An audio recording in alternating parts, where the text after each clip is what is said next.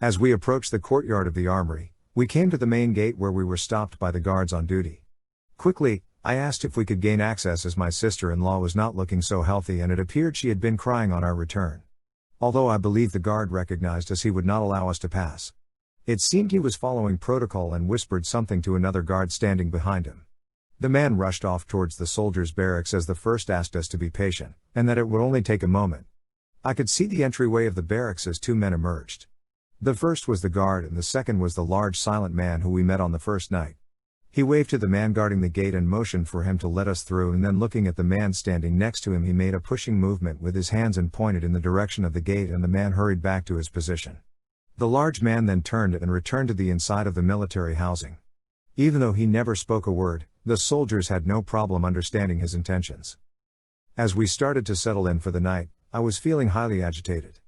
My sister-in-law was unusually quiet, and the usual relaxed expression on her face was more perplexed. I can't imagine what she is feeling now. I felt a nudge on my shoulder and looked up to find our elderly escort smiling down at me with a reassuring look in her eyes. She extended her hand towards me and offered me a rice ball with some fruit.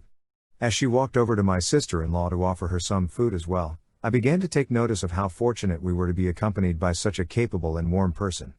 For some reason, no matter what happened, she remained steadfast in her duties while remaining perfectly calm and composed. She never seemed to be concerned with her own comfort and welfare, but was exceedingly attentive to all those around her. What an extraordinary life she must have lived. As the two women settled into sleep, I noticed a knot in the pit of my stomach and I became overwhelmed with anger and fear from having to deal with that haughty scholar. I had an unusually profound feeling of distrust that I could not shake off.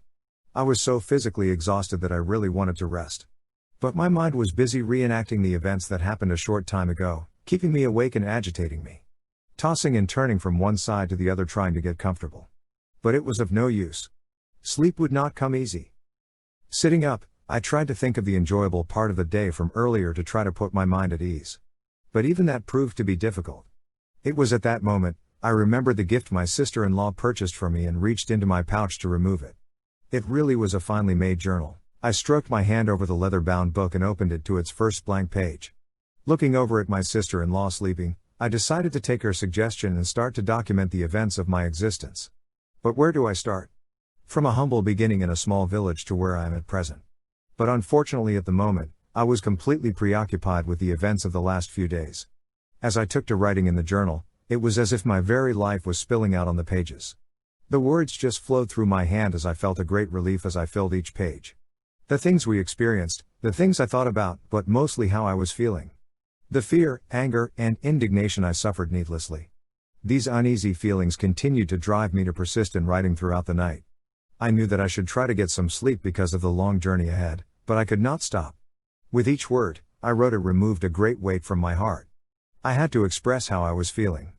And for some reason that I could not explain, I felt it was important to record the events of the encounter we had with the scholar and how even after it was over, the haunting feelings of fear persisted. Surely, something just wasn't right about this situation. I could start to see the rays of sunlight beginning to brighten the doorway to our place of rest.